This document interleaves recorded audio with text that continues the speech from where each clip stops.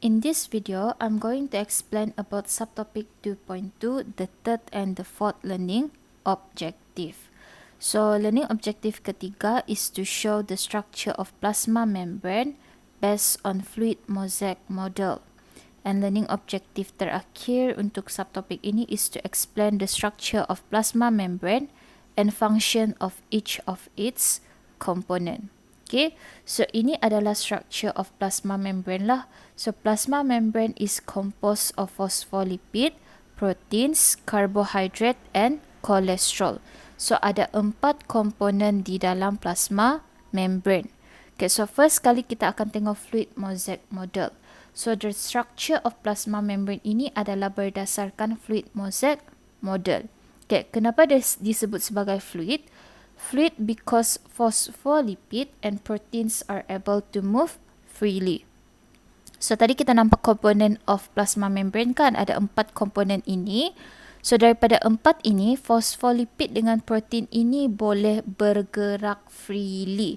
Okay, so macam mana dia bergerak? Either bilateral movement, so dia boleh ke kiri ke kanan, ataupun by flip-flop. Atas bawah lah dia bertukar kedudukan. Okay, so dia tidak statik ataupun dia tidak fix. Dia boleh bergerak-gerak. Okay, dia boleh bergerak-gerak.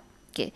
Kenapa dia disebut sebagai mosaic? Mosaic because of the various protein embedded in the phospholipid layers. So kalau kita tengok structure plasma membrane ini, kita boleh nampaklah ada banyak protein-protein yang berada di antara phospholipid. Okay? Dan bila kita tengok dari atas, struktur ataupun kedudukan protein-protein ini di antara phospholipid ini akan membentuk appearance mosaic pattern. Okay, akan membentuk mosaic pattern ini. So untuk plasma membrane fluid mosaic model, kamu kena boleh bagi tahu, okay, fluid because phospholipid and proteins are able to move freely. Mosaic because various proteins are embedded in the phospholipid layers. Okay, so kamu kena boleh explain kenapa plasma membrane is known as fluid mosaic model ataupun is based on fluid mosaic model. Okay, so next kita tengok about the function of each component in plasma membrane. So first kita tengok phospholipid dahulu. So phospholipid di plasma membrane ini arrange in bilayer. So maksudnya dia ada 2 lapisan phospholipid. So layer pertama, layer kedua. Okay, layer pertama dan layer kedua. Dan dia disusun, okay, dia disusun di mana hydrophilic phosphate head of the phospholipid facing outward, menghadap luar, okay, dan hydrophobic fatty acid tails facing each other. So menghadap antara satu sama lain lah, menghadap di dalam. Okay. So kalau kita tengok di sini, phospholipid ini ada kedua-dua karakter hydrophilic dengan hydrophobic. Okay. Phospholipid ada kedua-dua karakter hydrophilic dengan hydrophobic. Di mana fosfat dia ini adalah polar ataupun hydrophilic, suka air, okay. Dan tail dia ini adalah non-polar ataupun hydrophobic, tidak suka air. Okay. So satu komponen tapi dia ada 2 karakter berbeza, hydrophilic dan hydrophobic. Ini disebut sebagai amphipetic. Okay, amphipetic. Amphipetic maksud dia satu komponen ada 2 karakter. Okay, 2 karakter ini hydrophilic and hydrophobic. So kalau kita tengok susunan dia bilayer ini, okay, so polar head dia menghadap luar. Okay, so polar head dia menghadap luar.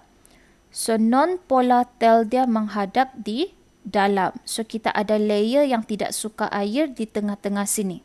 Okay, layer yang tidak suka air di tengah-tengah sini. So susunan dia begini. Okay, susunan dia begini di plasma membrane ini menyebabkan dia berfungsi sebagai selectively permeable membrane. Okay, selectively permeable membrane that allow only certain molecules or ions to pass through it. So bila dia disusun begini, cuma molekul-molekul tertentu sahaja yang boleh directly pass through kita punya plasma membrane. Okay. So molekul yang polar, contoh macam sodium ion ataupun chloride ion. So mereka polar kan. Mereka tidak boleh directly pass through kita punya plasma membrane sebab kita ada kawasan tengah sini yang hydrophobic. So dia menghalang benda-benda yang polar ataupun hydrophilic untuk directly pass through kita punya plasma membrane. So itu adalah first component, phospholipid. Okay, the second component of plasma membrane adalah membrane protein. So kita ada dua jenis membrane protein which are peripheral protein yang not embedded in lipid bilayer. So dia tidak menembusi kita punya phospholipid bilayer lah. So dia berada di permukaan, dia attach macam ini sahaja. So kalau dia tidak tembus itu nama dia peripheral protein. Dia berada di siring-siring saja. Okay. Ataupun integral protein types kedua yang penetrate the lipid bilayer. So integral protein ini yang menembusi. Okay, this one yang menembusi kita punya phospholipid bilayer, itu dikenali sebagai integral protein. So kita ada beberapa function of membrane protein di sinilah. So macam saya cakap tadi, tidak semua molekul boleh directly pass through kita punya plasma membrane. So for example, molekul yang polar seperti sodium ataupun chloride ion, dia tidak boleh directly pass through. So macam mana untuk dia masuk ataupun keluar daripada kita punya plasma membrane is by transport protein. So dia menggunakan protein untuk bergerak masuk atau keluar daripada kita punya sel. Okay, dia menggunakan transport protein. Okay. Second function, intercellular joining. So membrane protein ini boleh menghubungkan dua sel. Okay, menghubungkan beberapa sel lah. Okay. Enzymatic activity. So membrane protein boleh terlibat dalam chemical reaction. Cell-cell recognition. So based on the membrane protein. Okay, based on the membrane protein yang berada di antara kita punya phospholipid ini. Okay, cell can recognize each other lah. So dia boleh kenal pasti types of cell. Okay, signal transduction untuk menghantar signal daripada luar sel ke dalam sel, ataupun attachment to the cytoskeleton and extracellular matrix. So ada protein-protein yang bertindak sebagai anchor untuk memastikan dia tidak bergerak-geraklah dalam sel itu. Okay. So ada protein yang akan berfungsi sebagai transport protein, ada protein yang berfungsi sebagai attachment. Okay. So untuk function of membrane proteins, kamu just kena boleh state lah. Okay, boleh state the function of membrane proteins. Okay, the third component kita ada membrane carbohydrate. So membrane carbohydrate di plasma membrane ini dia kena attach to other component. So either dia attach ataupun bonded to lipid dan dia akan membentuk glycolipid, atau dia attach or bonded to protein dan akan membentuk glycoprotein. So dia kena attach to either lipid ataupun protein. Dia tidak boleh sendiri-sendiri di situ. Okay. So function of carbohydrates. Membrane carbohydrates ada 3. Cell-cell recognition. So bila dia berada di atas glycoprotein tadi, dia macam involved dalam membrane protein punya function lah. Okay, so based on the glycoprotein of the cell, okay, cell boleh recognize each other. Okay, cell boleh recognize what type of cell it is. Okay, distinguish neighboring cell, benda yang samalah. So berdasarkan membrane protein ataupun berdasarkan membrane carbohydrates, glycoprotein yang ada pada plasma membrane itu, kita boleh distinguish ataupun cell boleh kenal pasti what type of cell it is. Okay. Cell sorting, so untuk penyusunan sel, okay, so based on the glycoproteins, kita boleh nampak lah, okay, kita boleh tahu dia sel apa dan berada di mana. Okay, so itu untuk membrane carbohydrates. Okay, lastly, kita ada cholesterol. So cholesterol ini position dia ialah dia wedged between phospholipid molecules in plasma membrane. So dia berada di antara phospholipid. So yang warna kuning inilah. Okay.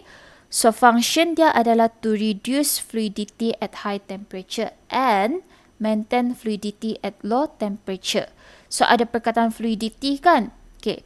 So fluidity ini macam kita belajar tadi di fluid mosaic model, it is the movement of protein dengan phospholipid in plasma membrane. Okay.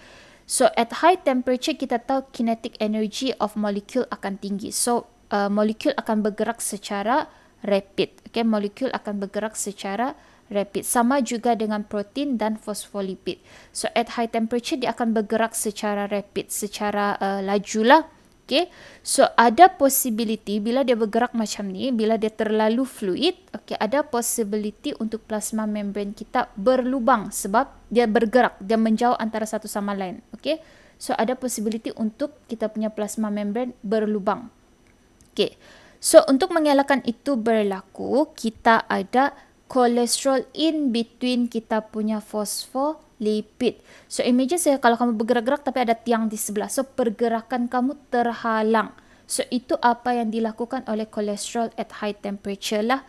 So dia reduce fluidity at high temperature. So dia menghalang pergerakan protein dengan phospholipid ini at high temperature. Bukan karbohidrat, phospholipid dengan protein. Okay. Dia juga maintain fluidity at low temperature. So sebaliknya, kalau low temperature kinetic energy kurang. So molekul tidak bergerak. Okay, dia akan tend to be static lah. Okay, pergerakan dia sangat sedikit. Okay, so itu akan menyebabkan kita punya susunan phospholipid dengan protein ini menjadi tight ataupun mampat. Okay, so untuk mengelakkan dia terlalu rapat antara satu sama lain, so ada kolesterol in between. Okay, ada kolesterol in between our phospholipid and protein. Okay, so dia akan maintain fluidity dengan cara inilah. Okay, so fungsi dia reduce fluidity at high temperature and maintain fluidity at low temperature. So kena mention dua-dua sekali. Okay, so untuk subtopic 2.2, okay, so kamu kena boleh explain apa itu fluid, apa itu mosaic dalam fluid mosaic model, dan kamu kena tahu 4 komponen yang we can find in plasma membrane and also its function. Okay?